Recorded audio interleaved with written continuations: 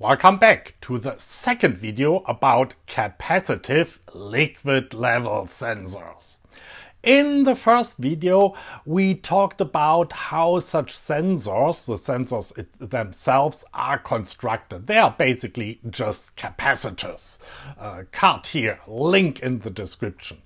In this video, I want to talk about how to measure the capacity of such a sensor, preferably in a digital way. Enjoy! For the purposes of this video, I constructed a new sensor here.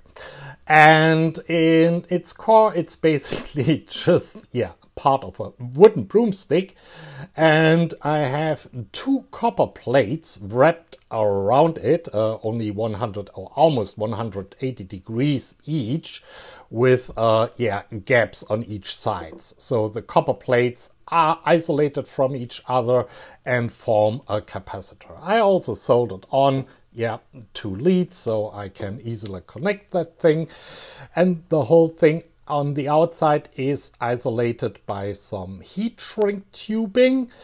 And I do hope I was able to, make it watertight at the end. There's a lot of glue and some layers of tape inside. We'll see. So dry, including all the leads here, our system has a capacity of about 50 picofarad. And now let's fill that up to the 600 milliliter line here. And see if we have a significant capacity change, and seems up. But for the thing that wood is floating, seems to work quite well. So at 600 milliliters, we go up to 110 picofarads. Not too shabby. In the great scheme of things, so comparing my new sensor with all the different sensor variants we tested in the previous video, its performance, that is the increase in capacity, is not bad, but we saw better. But of course it's more practical than two really large aluminum plates and having some styrofoam in between. That's a little bit unhandy and not a very realistic sensor for real-world application. But back to the main theme of this video: how can we measure the capacity of our sensor? And if you're looking here, we could use a multimeter, and that multimeter obviously has a digital output, so that's not too bad for a start. The question is, how does a multimeter measure capacity? According to Fluke, a constant current source is used to either charge the measured capacitor or to discharge the measured capacitor. The switches here, of course, are probably MOSFETs or something. While at the same time, the change of voltage across the capacitor is measured.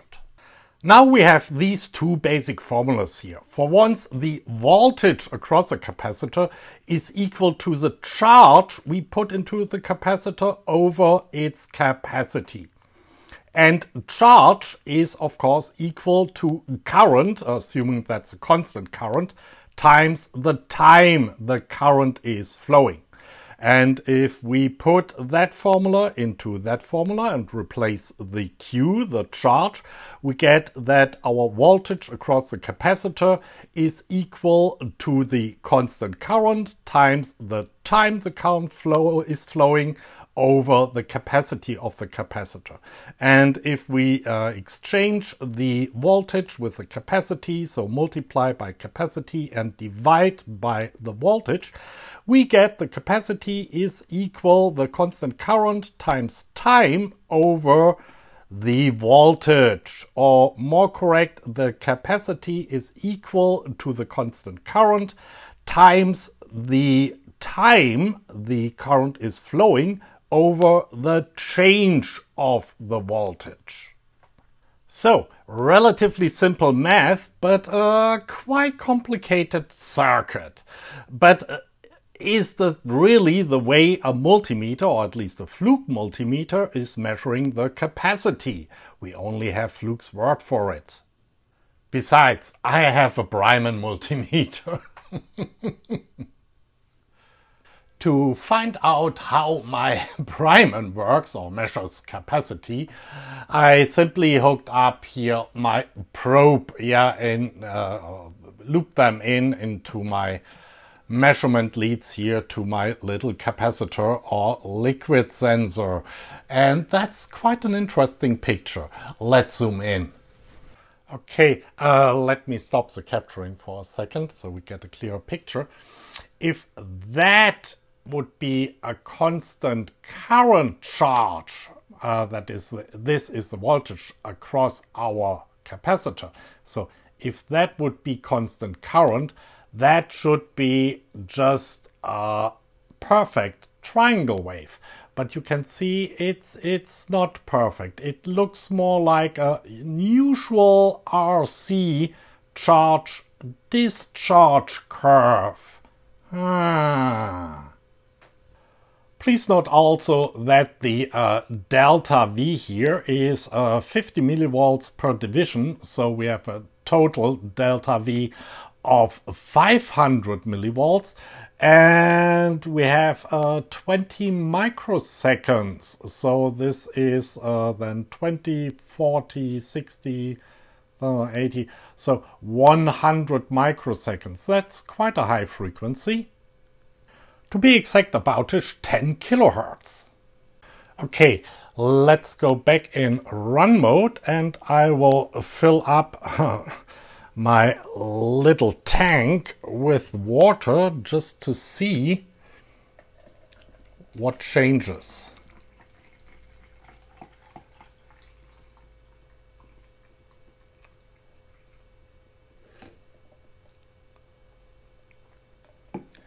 Okay, I probably have to adjust my trigger. Okay, everything is noisy as hell with all those long leads, but you can see that the period, not the voltage level, that's still 500 millivolts, but that the period has changed. It got longer. We are now at 1, 2, 3, 4, 5, 6, 7, 8, 9, 10, 11. And before it was 8. So, yeah. I think I have a pretty good idea what's happening here. So my Brymen multimeter obviously doesn't use a constant current charging of the capacitor. Instead, they probably have just an RC element here with the C, the capacitor that is measured, and that is simply charged, respectively discharged to ground, via a constant voltage source, VB. And the switch is, flipped every time we have here a delta V of 500 millivolts or a certain change in voltage. And that gives us these nice charge curves for an RC element, or respectively, I haven't drawn it in here, the discharge curve. And VB, that's our voltage that is used to charge the RC element.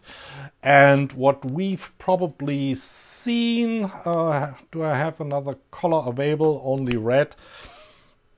They didn't charge here to only 500 millivolts. So let's say this is 500 millivolts here. Then we saw a curve like that.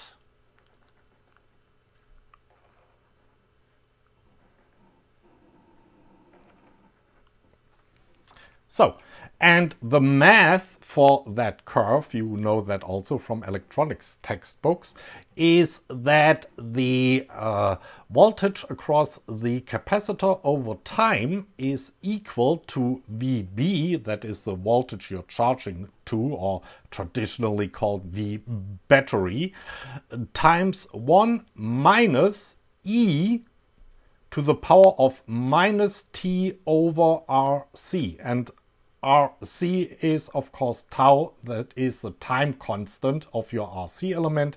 The greater R, the greater C, the greater is tau. The greater is tau, or RC, the slower your time is moving, or in mathematical terms, the slower the exponent here is shrinking. I mean, it's going down, it's going negative, it's minus T. Fortunately, you can also write that formula, and I won't do that step by step in this form. So your capacity is equal to minus, ignore that for a moment, T over R over the logarithm of 1 minus Vc over T over Vb. And I know in the previous page I used U for V, because in Germany we have U instead of V in the formulas. Sorry about that. Anyways, we can, measuring all that stuff here, including the time, also calculate the capacity of our capacitor.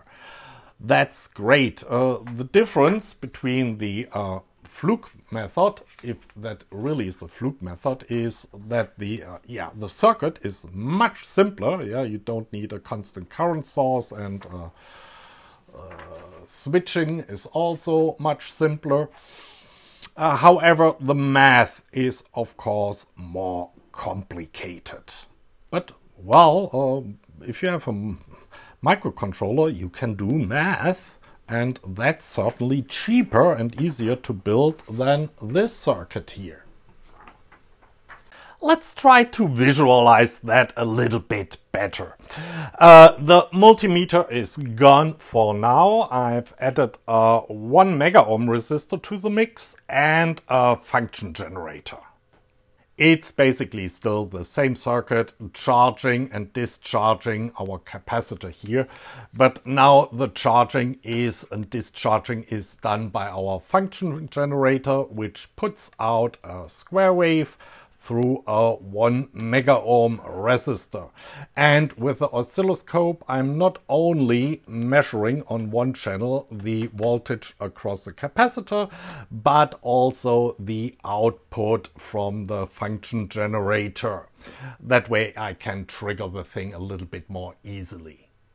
What my multimeter does is changing the period or the frequency of the charging and discharging. Here the blue trace directly the signal from the function generator, so that the delta voltage between discharged and charged stays constant. So I have here an output of about 10 volts peak to peak from my frequency generator, and I've just chosen, I do the same manually, for a delta here between charged and discharged of 5 volts. And we're currently at a frequency of about 11.5 kilohertz, so a period of about 87 microseconds. Now I will fill up my tank off camera here, and you should see a change in the waveform. Yeah, the yellow trace, forgot to mention that, of the capacitor. The water is going in, and yeah, you can see the change. It's quite noticeable, and we are at the 600 milliliter line. And all the while the multimeter would adjust the frequency, and I'm adjusting the frequency now. And I guess we have to go down with the frequency, so we are again at about 5 volt peak to peak for our charge discharge curve. Yeah, that should be it. Have to change the scale. Okay, so now we are again discharging about 5 volts and charging 5 volts, but now our frequency has gone down, of course, to 4.4 kilohertz. So yeah, because our capacitor is now bigger, so it needs a longer time to charge, period being 0.227 milliseconds. But there's another way to do it. We are almost back at the start, so the water is back here in that container. And what we can also do is, instead of varying the frequency, keeping the frequency constant, but instead just measuring the charge-discharge voltage, that is a change between charge and discharge, we get at a fixed frequency.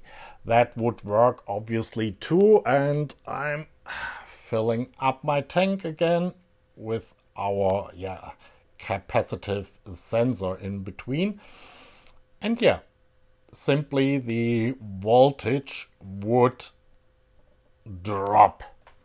And yeah, I can also, but you can see it here, VPP dropped to now about 2.8 volts from about 2 volts. I can also adjust my cursors, so we see that a little bit better. But yeah, I guess you get the principle.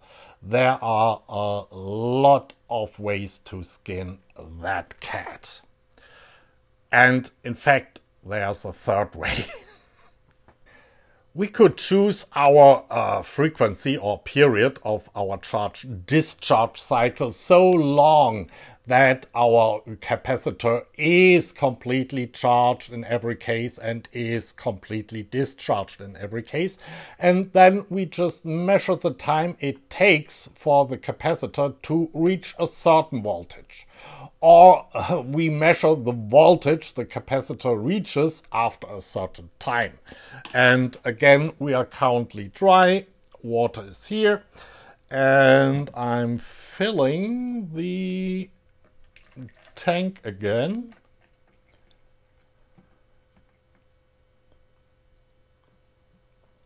And you see, if we, in this example,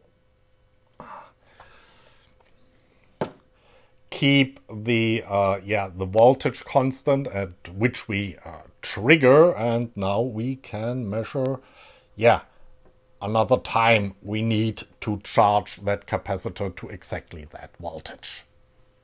It really doesn't matter how and what we measure, as long as we know our time, our resistance of our RC element, and the charging voltage and the delta voltage over our capacitor. We can use that formula to calculate the capacitance. Finally, I should mention that these TC1 multitesters, or however are they called, use a similar but slightly different approach. You see, they are charging, no, it's not a resistor, sorry. They are charging the capacitor in little steps, and between each step they are measuring the voltage, and then they do some math.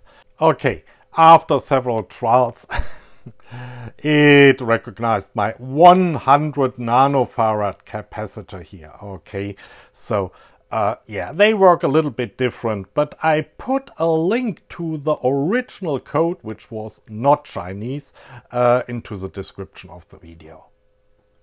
That's it, unfortunately, for today. I wanted to show you another common method for digitally measuring the capacity of a capacitor, respectively the capacitance of a capacitive sensor. However, I need a chip for that, and the chip hasn't arrived yet. I expected it yesterday, but it's still not here. So we will have to defer that to the next video or one of the videos after that, depending when I get my chip. Anyway, next time we will actually use a microcontroller to measure the capacity of our little sensor here, now that we know the different methods we can apply. Till then, bye.